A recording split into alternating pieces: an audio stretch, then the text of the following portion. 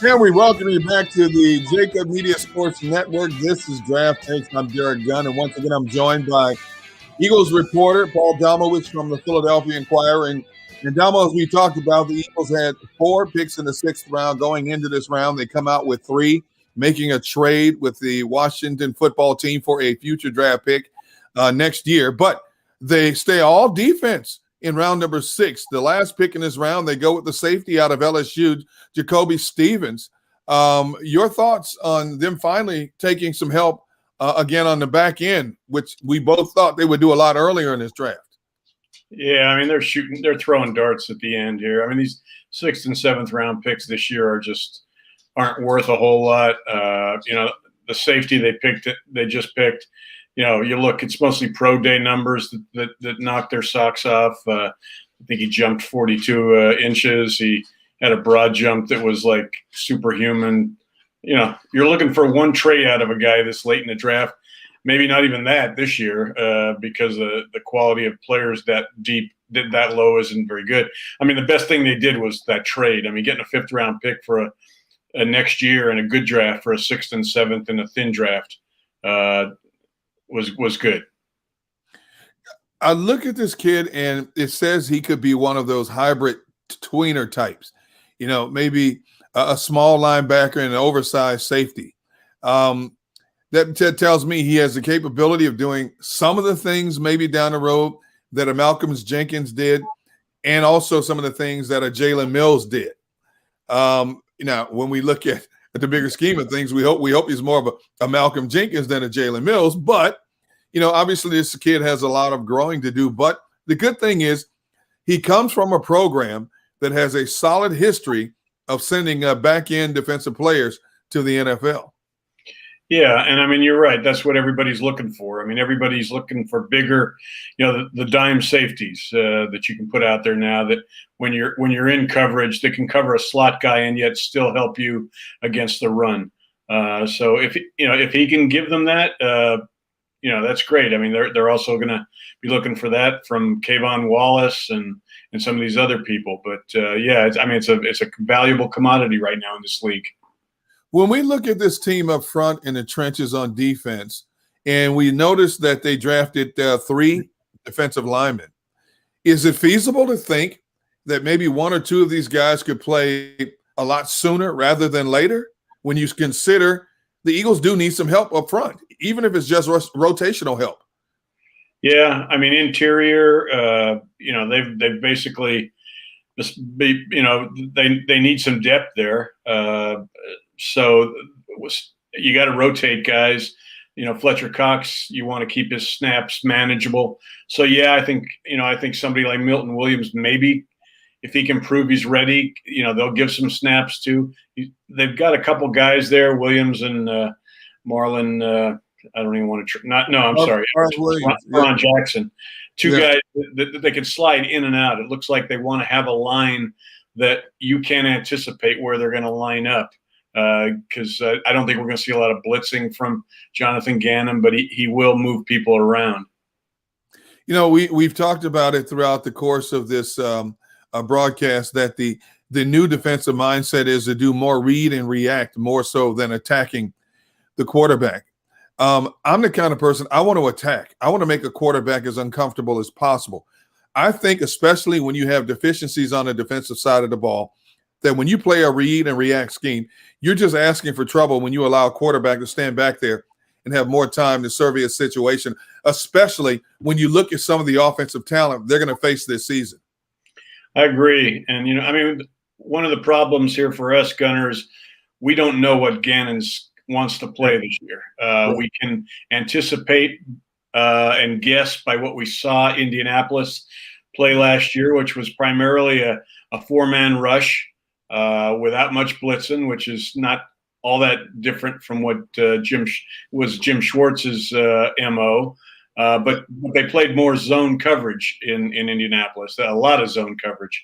So, but I think they're gonna just like they did in Indianapolis. I think we're gonna see Gannon rely a lot on a 4-man rush if he can get enough pressure with that.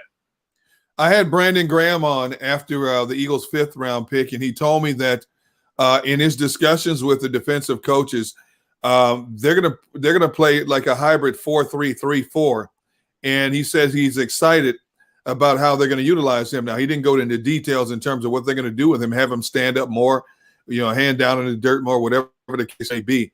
Do you like the combination defenses when coaches come up with this type of scheme?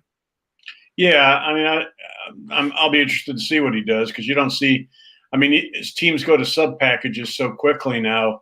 They're playing sub packages 80% of the time that you don't see a whole lot of 3-man lines. So I'll be curious to see what Gannon's going to do with Brandon.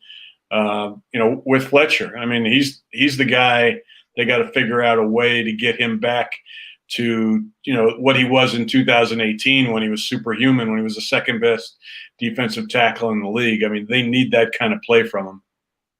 I know it's way premature. We have to wait until we see it all pan out. But because we in the media like to do this, because it generates conversation, I'm going to put you on the spot. What grade would you give this Eagles draft up to this point, and why? B-. Why? I mean, there's two players I like that they drafted. I mean, Smith, obviously, and the other one is the running back, Gainwell. I think he's going to be a nice addition. I would love I would preface this by saying I love the Dickerson pick if I knew he could stay healthy. I mean, I think the guy's going to be a great player healthy. I just, a guy that's suffered 4 major injuries in 5 years, you just don't believe he can stay healthy. So, the Milton Williams pick I didn't like because of the fact that they should have gotten a corner there. And after, beyond the 5th round, Gunner, they're just guessing. I mean, like I said, we may not see these guys beyond 2021.